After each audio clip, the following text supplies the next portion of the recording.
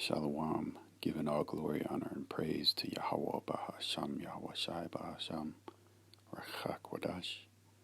Double honors to the apostles and the elders of Great Millstone who teach you rule well, who taught me this truth. Shalom to the 144,000 and the rest of the elect, pushing this truth in all sincerity in the four quarters of the earth. It's your brother Tobiah Yaquanah coming at you with a quick lesson, Lord willing, is edifying. It's just a quick hit on the High Holy Day, Purim.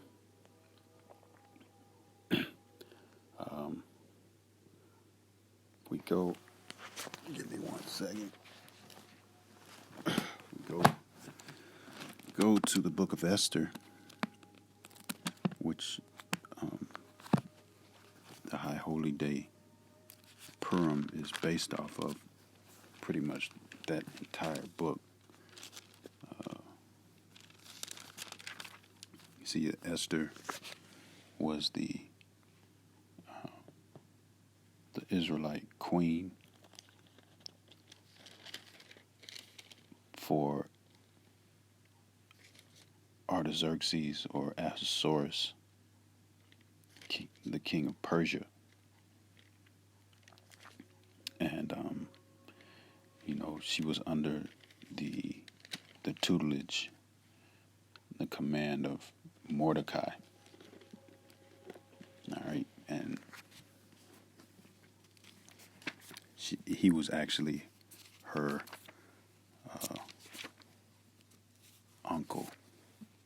Okay, bear with me for a second.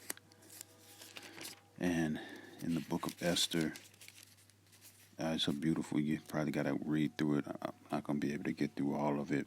But long story short, King Ahasuerus had a queen, Vashti, and she came up against him in pride because he, long story short, he commanded her to come out before the people because, she was fine, and she didn't come.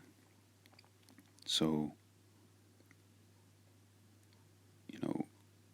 his officials basically said, man, if you don't do something about that behavior, all of the women in the land are basically going to follow suit toward their husbands.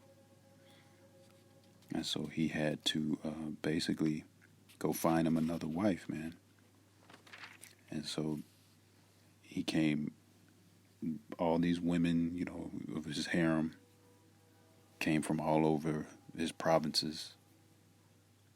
And that, by the way, they were young women, like, early teens. Because when you become a woman or a man, when does that happen? When does the Lord put that signet upon you? During puberty. Things happen, and whether you're a woman, you become ripe to have children. If you're a male, you become ripe to bear children, to impregnate. So these are the things that this world doesn't look upon, and it's just a little side note. Esau, Edom, in his Babylonian queendom, which is America, which is Babylon the Great. They pushed the woman over the man. A man's supposed to have one woman, and it's totally against the Lord's commandments. Scriptures speak about how this devil takes the Lord's the book and casts it behind him. But moving on in the story, Esther, she's an Israelite, the niece of Mordecai, and she was one of those women in the harem. Basically, one of those women to possibly be chosen for to be the next queen under King Ahasuerus or King Artaxerxes. And so it came to pass that as she got through that gamut of women, based off of her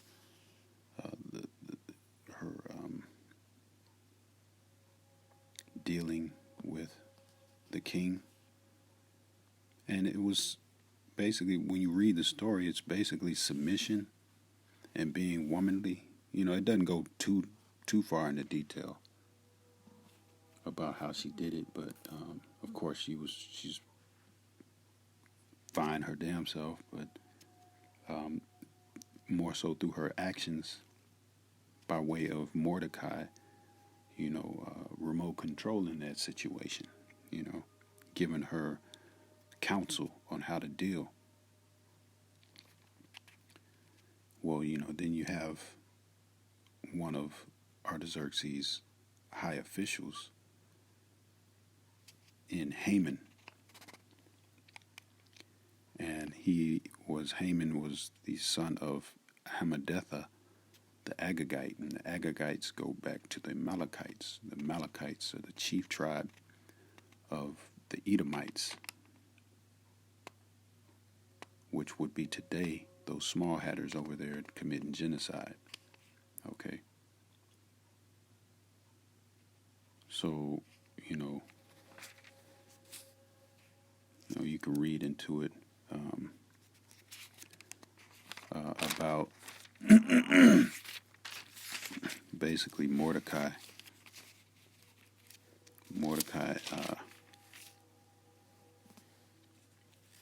he doesn't, there's a decree basically for, I'm roughly paraphrasing all of this. You can read it on your own, but there's a decree that goes out that all people, all men should bow to Haman. Yeah, we'll read it here. Esther 3 and verse 2. And all the king's servants that were in the king's gate bowed and reverenced Haman, for the king had so commanded concerning him. But Mordecai bowed not, nor did him reverence. Okay, so the king's servants took note of that and brought it to Haman's attention, and Haman, he was mad as hell.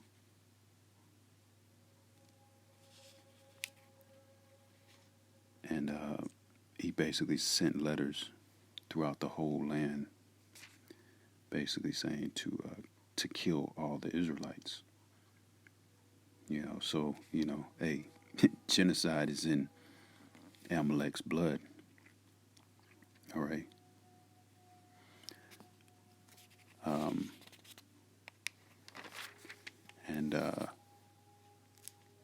So Mordecai was grieved, and he spoke to Esther, which at the time she was chosen to become the queen, and she swore to help, because basically, Mordecai was like, if you think you're gonna escape, you better think twice. I think that's pursuant to Esther, the 4th chapter and the 13th verse. Let's see.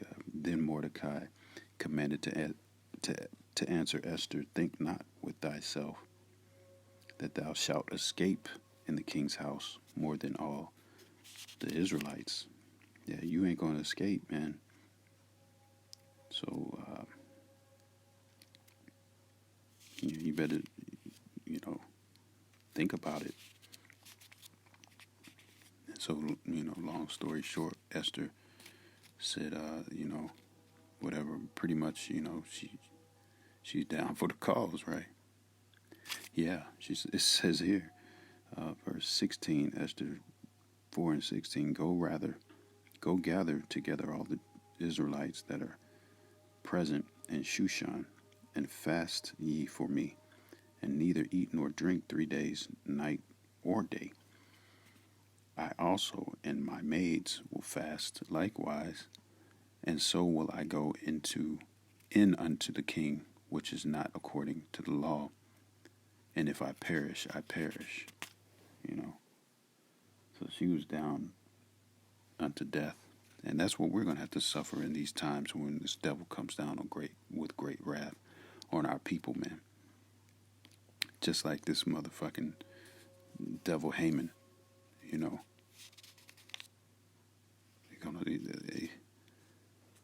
great wrath is about to come down on our people, man, and we got to, certain of us gonna have to, get the gallows, get the guillotine, but the most majority of us, the elect, we're gonna come out of this thing. This is what we hope for, in our patience. Possess ye your souls, as the scriptures say. So, Haman, he gets these gallows ready for Mordecai. And long story short, it's just a great story, man. It's a great story. Esther sways the king and basically comes clean that she's an Israelite, and he gives her command to do what she will with, basically gives her a wish, pretty much. What do you want to do? And she's her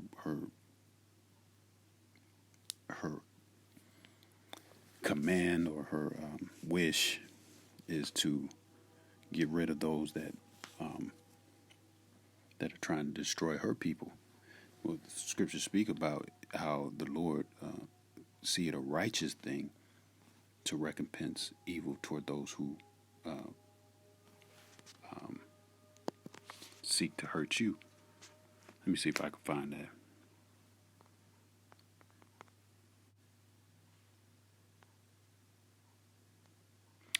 Second Thessalonians 1:6, seeing it is a righteous thing with the Most High to recompense tribulation to them that trouble you. Yeah, Esau, Edom troubles us, the Israelites, so-called Negroes, Latinos, Native Americans, daily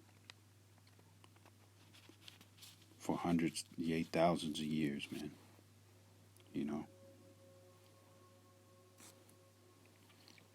Continues to this day to do so.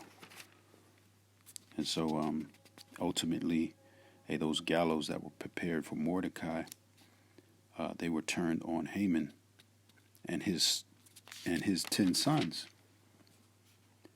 And that this day, it says, we are to celebrate the high holy day of Purim, which is today.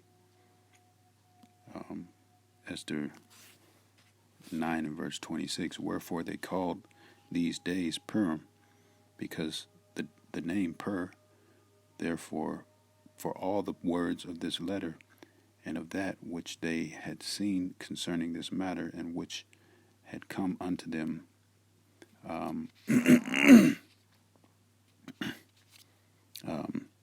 the Israelites ordained and took upon them, and upon their seed, and upon all such as joined themselves unto them. Also, there was converts during that, man. People in different provinces saw the power of the Lord's chosen people and converted.